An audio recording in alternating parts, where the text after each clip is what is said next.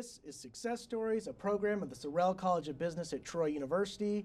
I'm Alan Mendenhall, Associate Dean of the Sorrell College of Business and Executive Director of the Manuel H. Johnson Center for Political Economy. Success Stories is a program that highlights the lives and careers of people who have accomplished great things, and my guest today is Jay Nordlinger, who is one such person. Jay is a senior editor at National Review. He's in town, sponsored by the National Review Institute. He's speaking at various universities, including Troy University tonight while he's in town. Jay, thanks for coming on the show. Pleasure to be on. Well, I just want to start by talking about writing, because that's what you are. You are a writer. When did you first start writing? How did you fall in love with writing? Did you start writing as a child? Did you start writing when you were a college student at Michigan? Congrats on the national championship, by the way. Thank you so much. I think we have a full year to savor it, right? Is that the way it works? I think that a lot of people in Alabama have learned that that's how it works.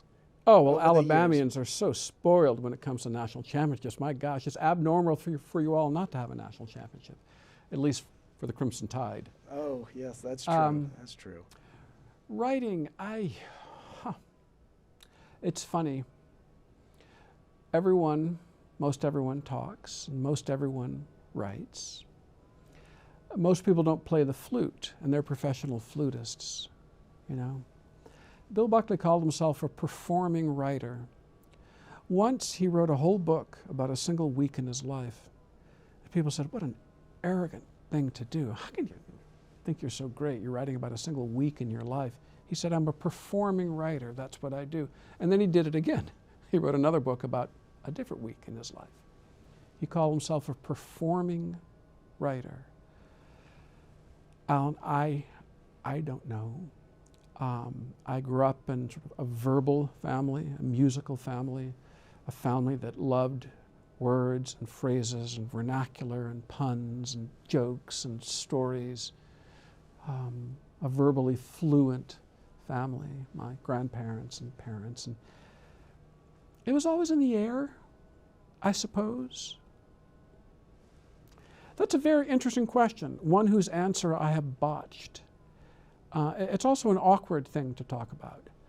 Probably if you can talk about it, you may not be able to do it, you know?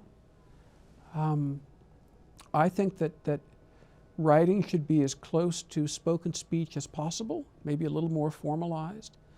And the best writers I know and have known have really written the way they talk. Bill Buckley did. Norman Podhoretz mainly does. Mark Halperin pretty much does, you know? And I think writing ought to be pretty much as natural as speech, depending. And I mean, imitation, I promise I'll shut up in a second. By the way, you know, the more unsure the answerer, the longer he goes. That's the best way, because then you forget the question. Certainly earlier in my life, I knew a lot of Tom Wolfe imitators, and you could tell. Tom Wolfe's style was just right for Tom Wolfe, but maybe not for others. So I think a good writer is not conscious of his style. It's just the way he thinks and talks and puts it on the page. You write a lot about music. Do you have a musical background? Do you play an instrument? What did you study at Michigan? I was brought up a musician. I was trained as a musician in a musical family. And so I was steeped in music. In college and graduate school, I did what you might call general liberal arts, with an emphasis on history, Romance languages, anthropology, English, that sort of thing. College. My son plays the bassoon, and I know nothing about musical instruments. Very expensive instrument, by the way. Well, everyone tells me these things. Well, that's funny that you say that. When he first got assigned the bassoon, because they test your mouth, they test your hands, they see what instruments you might have facility with or which instruments aren't for you. And he went into this testing wanting to play the oboe. He came out assigned the bassoon. And all of a sudden I'm told, oh, this is a double reed, and this is a very complex instrument, and it's a very sophisticated instrument. It's so expensive. And they said, would you would you like to rent or buy it? And I thought, well, of course, I'd love to buy it. I'd love for us to own it. And they said, oh, okay, well, it's going to be It'll like be $1 million. $25,000 for this cheap version. I said, we'll rent. We'll rent. Yeah. See if he likes it. See if he can play it. Exactly Yeah. right. But he's stuck with it, and he's doing quite well. He just made all-state band. But Oh, terrific. when you choose subjects for music, do you typically cover particular events? Like, for example, there's an orchestral concert, and you cover the concert, or Well, there are reviews and there are feature pieces and there are essays. And reviews are easy. You attend a concert or opera performance and you review it. And I've done that a lot for newspapers and magazines. And you do essays on issues, issues in composition, issues in the music business, and then feature pieces, profiles. I've interviewed a great many musicians, especially venerable older musicians whose careers are over and whom you don't review anymore. You really shouldn't do a feature piece on someone you review. Those should be separate things. Classically, traditionally, there's a kind of wall there because it's not easy to there is. Yeah. An interviewer often befriends his interviewee and vice versa. So I've interviewed over the years lots and lots of musicians in their 70s and 80s and 90s, and it's been a total joy. How long have you been at National Review now? Since 1998. So you were there with the storied William F. Buckley. Yes, indeed. I started, the Weekly Standard started in 1995 in Washington, and I spent 3 years there and then moved to National Review in New York. And you are actually speaking about William F. Buckley tonight on the campus of Troy University. You spoke about William F. Buckley earlier at Faulkner University. Yeah. Preview a little bit what you're going to So you say. put an L in the name Faulkner, don't you? I just heard it. I did. I'm from Michigan and I don't. Really? Mm-hmm. Mm-hmm. Do you play golf or golf? I play golf. Interesting. I don't know. You say I don't have that L. Huh, how about that? I've All right. never thought about this. Yeah, so Bill's born in 1925, making next year his centennial. So we're doing it up. Yeah, and I have a Buckley talk that is a joy to give because he was a joy and is a joy. And did you interact with him very much while you were working with him in, say, Washington, D.C.? Is that where you would primarily run across each other, New York City? Well, the first time I met Bill, it was in Washington, where I was then living and working. And then I moved to New York for National Review. And Bill lived in New York, in Manhattan and in Stamford, Connecticut on Long Island Sound. Yes, we knew each other well. And it was a joy. Well, you wrote a widely reviewed book just a few years ago, Children of Monsters, about the children of different dictators. And I recall reading about this book in many different outlets. Like as I say, it was widely reviewed. What compelled you to approach that So subject? now you read the reviews and not the book. That's okay, Alan. Well, Listen, I'll take it. you That's listened fine. too carefully to the question. Yeah. I was afraid as I was Yeah. asking it that you might read catch reviews. It's a very strange book, and an interesting book, I think. It's a survey of the sons and daughters of dictatorial monsters of the 20th century. And it came about because I was in Tirana, the capital of Albania, as one is, and I was given a tour of the city by a young man who worked for a government ministry. I was there under the auspices of the State Department speaking. And Enver Hoxha had been one of the worst dictators of all the dictators of the Soviet period, let's call it. It was just about the worst of them all. And I was asking about it, and it occurred to me, did he have children? And if he had, what must their lives be like? Were they pariahs? Did they have to change their name? Were they admired? Did they have to move? Were they mentally ill? What's it like to be the son or daughter of a man whose name is synonymous with murder, oppression, dictatorship, evil? And so this young man told me about the Hoxha children, what they were up to and what their lives were like a bit. And I thought, that might make a good magazine piece someday. And as my old colleague at the Standard, Matt Labash, would say, a writer never knows where his next meal is coming from, what your next subject is. And then I thought, well, maybe you could do a survey of such sons and daughters and do a whole book called Children of Monsters. And I tucked that away and then acted on it years later. Wow. But it began in Albania. And how long between the time the idea came about and the time you actually published the book? Geez, can't remember. A long time, I though. think, yeah, about 10 Yeah. years maybe. Yeah, that's great. Well, where do you live now? In New York, in So Manhattan. you're in Manhattan.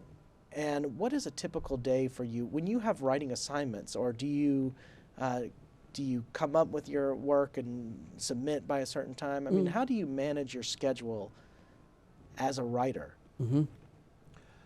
Takes a certain discipline.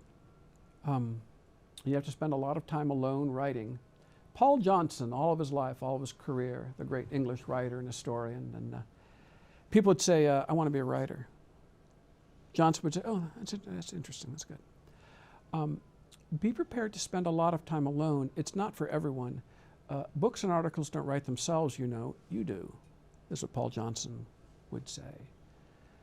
And Kevin Williamson speaks of, who was it? Was it Hunter Thompson or Jack Kerouac or someone thought of as a real gonzo sort of writer?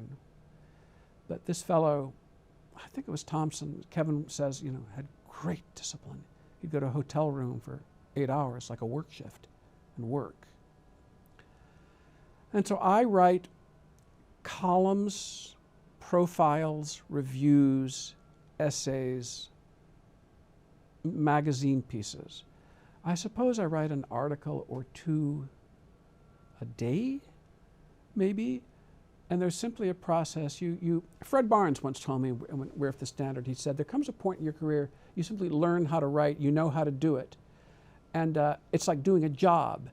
And it's not, there's no real sweat involved in it. You have a deadline, you meet it. It's like you're a baker. Your assignment is to make a dozen muffins.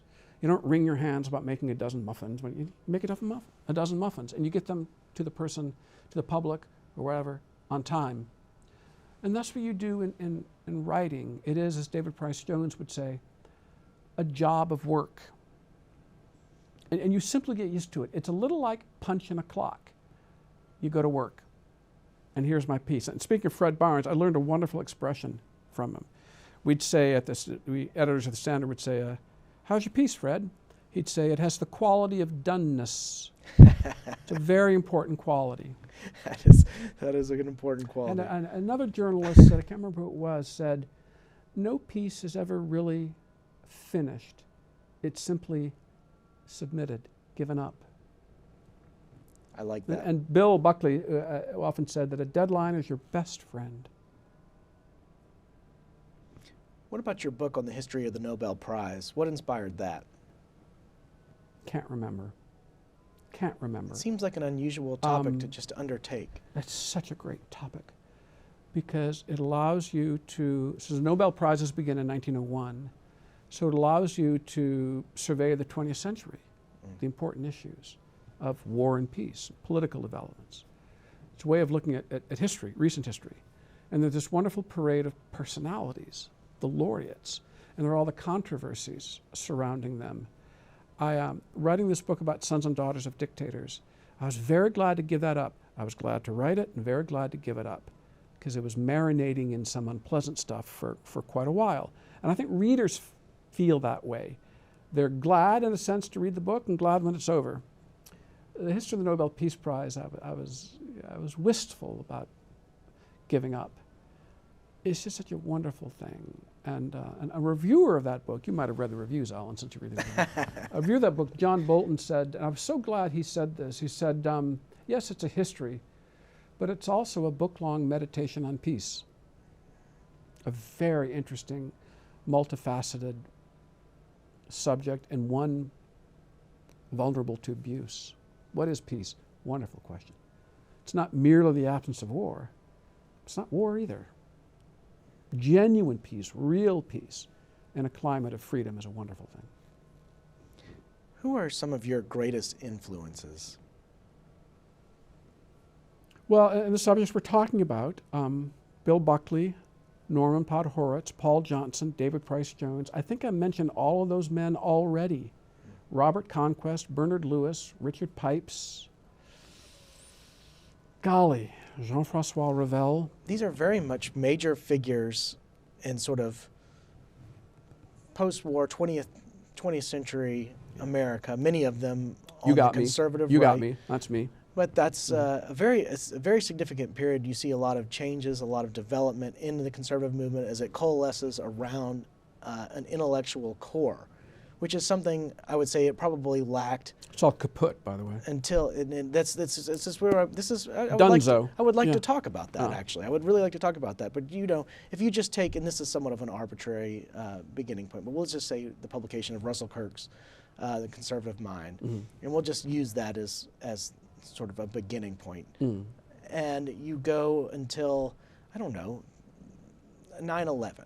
We'll start, good. We'll start there, just because that's a big portion, and we see a lot of different changes from 2001 until 2024 as we sit here. You could stop at 1991 if you wanted, but either way. You were right in the thick of it. Describe the changes you saw as somebody that was part of the intellectual movement, as it were, somebody that was part of developing a coalition of disparate elements of the right coming together. I wasn't part of it. I was a beneficiary of it, if you might say. It had been developed. Bill, so he was sort of a zookeeper, and he had all sorts of animals right of center in his zoo. And he was a commanding figure and a synthesizer, right? And he was a great free marketeer. He was for a robust national defense and U.S. leadership in the world. He was a social conservative with, you might say, asterisks. He was early in favor of drug legalization, along with George Shultz and Milton Friedman, and so on. But Bill, he was like that. He contained multitudes, if you will. He was a man of parts, and he had different streaks in him. For example, he'd say, every conservative has within him a streak of libertarianism. How wide is your streak? I always say mine is like an accordion. It contracts or expands and contracts again, depending on the issue. But a lot of people were sort of clustered around National Review and commentary. Irving Kristol had his publications, and there was great ferment. And there are all those wonderful people who'd come from the left, or certainly were Democrats. I remember, oh gosh, Max Kampelman and Jeane Kirkpatrick and Richard Pearl, the Scoop Jacksonians, they all meant a great deal to me. And because, the very big thing was the Cold War, was the Iron Curtain, and this terrible competition with the Soviet Union.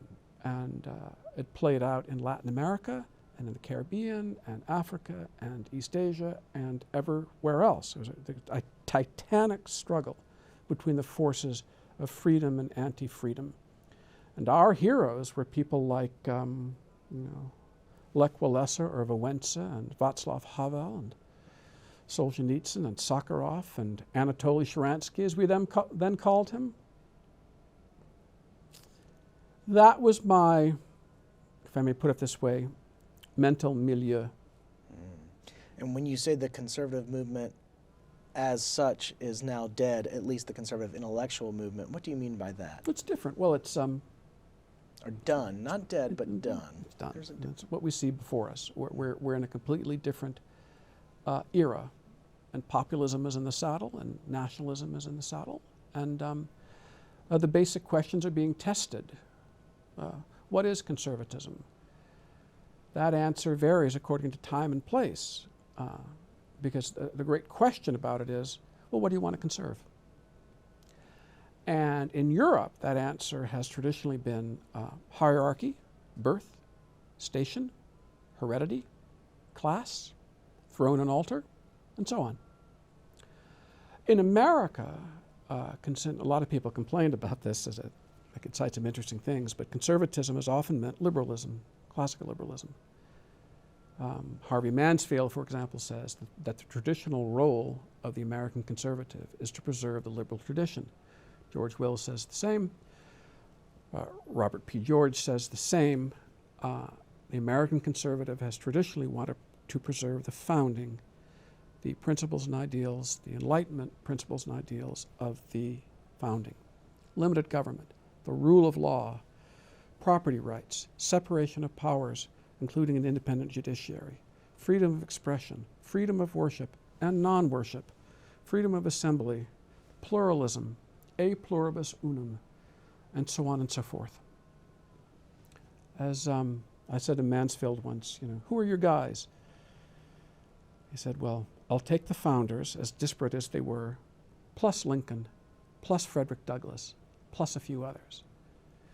And this to me is American scripture. Populism does not seem to me as inherently right or left. It can be harnessed in the service of any different sort of philosophical orientations, because it's really a movement of people. It's the mobilization of people towards ends, but those ends can change. When people become disgruntled, it's just based on grievance. There's resentment. a lot of grievance. Very powerful thing. Can it be used? I'll give you some George Will, who quotes Robert Graves. I think it was Robert Graves who said, so there's 7 deadly sins, right? And I think Graves said, envy is the only one that doesn't give you even momentary pleasure. And George Will says, I'll pause while you go down the list of the others. And when politicians harness it, and they can harness it responsibly and irresponsibly, this feeling of anti-elitism and the fancy people are doing me down, and it can be harnessed responsibly, and it can go either way. Yeah, I almost wonder if our own period is analogous to like the invention of the printing press. Well, but even earlier, the inventing of the advent of the printing press, and the Protestant Reformation, and the Bible being translated into common tongue, and there's much upheaval. There's religious discord and wars across Europe, and it's almost as though technology is ahead of human ability to cope with it. This very controversial thing, the end point of history. Recently I've been reacquainting myself with a speech that Calvin Coolidge gave on July 4th, 1926. What was that date? The 150th anniversary of the Declaration of Independence. And today you hear about post-liberalism, which may have different meanings. But Coolidge says in that speech, essentially, there is no post. There's only going backward. There's only before. Either all men are created equal, or they aren't. Either individuals have rights, independent of the state or the collective, or they don't. And it's wonderfully crafted. And there is going back to birth, heredity, station, tribe, all that stuff. But we have this funny phrase, the American experiment. Strange phrase. It is kind of an experiment because it's something new in human affairs. This pluralism and living together and allowing individual rights beyond the reach of majorities, as Justice Jackson said. Very tricky thing, this Madisonian conservatism that's supposed to restrain popular passions. And can it last? It's lasted a while. Well, you remind me that taking the long view is not necessarily a forward-looking thing only. You hear a lot of, let's just say, proponents of ESG, the Environmental, Social, and Governance Investing movement, talking about, well, we need to take the long view to assess risk on climate change or any number of categories. But taking the long view is also looking backward to a past that has actually existed and not just looking forward to a hypothetical future that may or may not transpire. The leading conservative virtue, I think everyone agrees, whatever we think of the virtue, is prudence. Now, there are other virtues in conservatism and life, but it's a look before you leap, first do no harm, don't make things worse. There's a famous aphorism, if it's not necessary to change, it's necessary not to change. I could argue that either way. And I think all of us have a certain streak of conservatism and a certain streak of radicalism. maybe. But yeah, if prudence dictates certain environmental policies, of course. In fact, a decent stewardship of the earth, it's hard to separate conservation from conservatism. They come from the same thing. Yeah. But these initials that you've used, there's DEI and the other initials. ESG. Mm-hmm. They can be wielded as weapons, as blunt instruments, you know, and that has to be watched. There's always bullying in politics on campus and elsewhere. You have to beware the bullies. They can reason things out fine, but if you have to bully your way through, maybe your arguments aren't very good. Well, I want to return to music in the last minute that we have, so we don't have much time left. What a relief. And Sorry I've talk talked so much, Alan. You've asked well, about that's what 3 you're here to questions. do. That's why you're here. You're here to talk. But I want you to tell me about the importance of music to society, to civilization, and whether our musical tastes in the current culture are or have the potential towards either decadence or degradation. Yeah. Yeah. Well, the arts are a little bit like writing, right? You can do anything in writing, for good or ill. Bad stuff, good stuff. Writing is a medium or an art sometimes. And so it is with music and painting and dance and so on. But God, I was about to say an adornment to life, an important accessory to life. But maybe, well, for many people, this stuff is more central than that, more central than an adornment, you know. Paul Jonty used to speak of adornments to life, that something or so-and-so would add to the gaiety of life. That was one of his expressions. And for some, music is indispensable. Music is air and water. And for others, it's a pleasant diversion. And I think that, you know, music happens to mean a lot to me, but I think people ought to find their joys, their pleasures, their passions, their diversions, as long as they don't harm others. Well, Jay, it's been a pleasure. Thank you for being on the show. This has been Success Stories, a program of the Sorrell College of Business. I'm Alan Mendenhall. Until next time.